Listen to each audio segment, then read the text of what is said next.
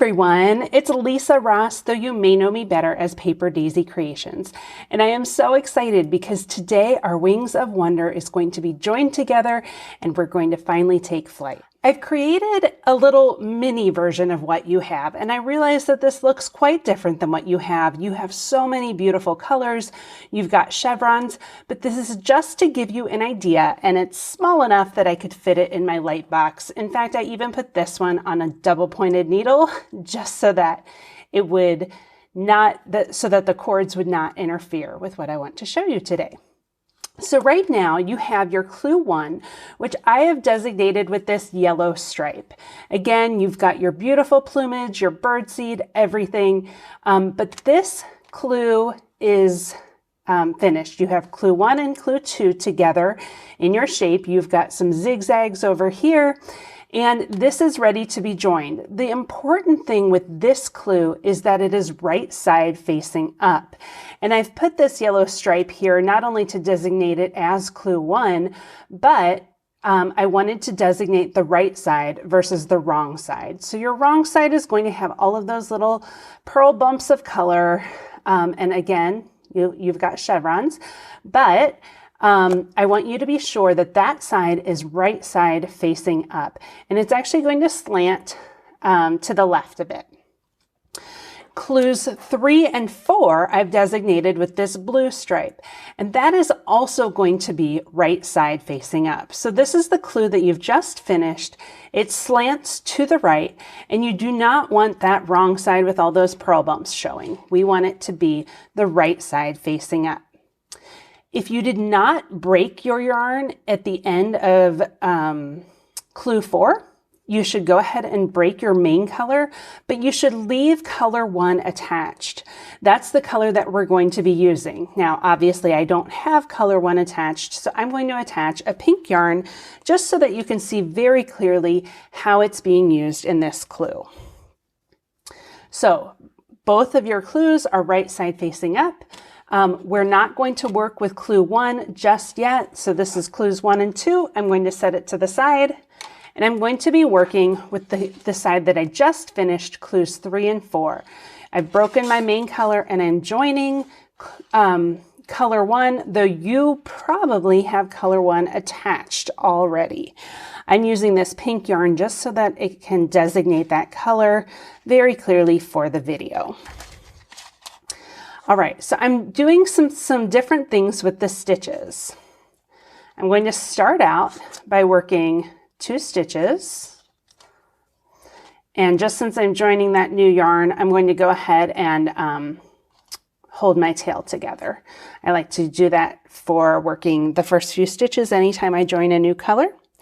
Okay, I've done knit 2. Now I'm going to work an SSK. I like to do a modified SSK where I only slip the first stitch when I do the knit 2 together through the back loop. So I've got K2, SSK, and now I'm going to knit to the last 2 stitches on this section.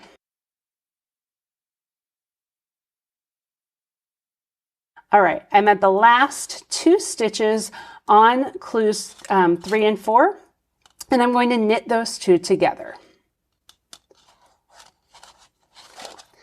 All right, so I've worked all of the stitches on clue 4 with color 1. Now, at this point, I am going to need my stitch markers. I'm going to place 1 stitch marker right here. And now I'm going to cast on 1 stitch. And I recommend a backward loop cast on. This is my favorite way to just cast on a single stitch in the middle of my knitting.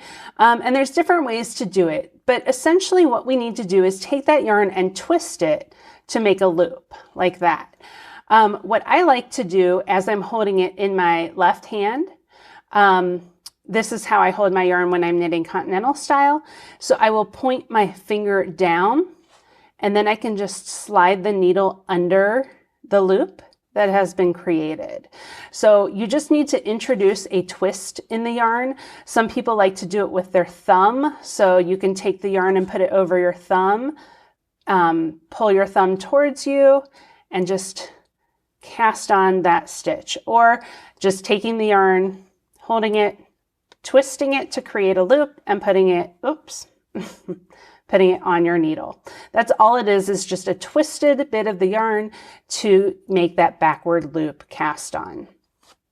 All right, at this point, I need one more stitch marker, and I'm ready to join the next side. So this was worked along the right side, and we're going to continue working the right side, but this time we're using our clues 1 and 2. We want to use this piece right here. You have your zigzags over on this side, but the live stitches on the needle are the ones that we're going to be using. So I'm going to work an SSK. Again, I like to do a modified SSK, but it's up to you how you do it. And then I'm going to knit across all of these live stitches until I get to the last 4 stitches. All right, I've come to my last 4 stitches. Obviously, I went a lot quicker with so many fewer stitches than what you have, but now I'm going to work a knit 2 together. And I'm going to knit the final 2 stitches. And that was my first right side row. I can take that extra needle and put it out of the way. And now all of my stitches are joined onto one needle, and I'm ready to work the wrong side row. So you can double check, make sure both sides are right side facing up. Be sure nothing is twisted right here. You wouldn't want it to look like this. And be ready to work the wrong side row. When I flip it to the wrong side row, both wrong sides should be facing up, and I'm ready to work the next bit, which is going to be to knit to my marker, slip the marker, purl 1, slip the marker, and knit all the way to the end. So it's a fairly easy row. At that point, you will have finished row 2, and you'll be ready for the next page, and so much more fun coming in your Wings of Wonder. Thank you so much for joining me. You can find this pattern and all of my designs on Ravelry and PaperDaisyCreations.com. And as always, I wish you very happy knitting.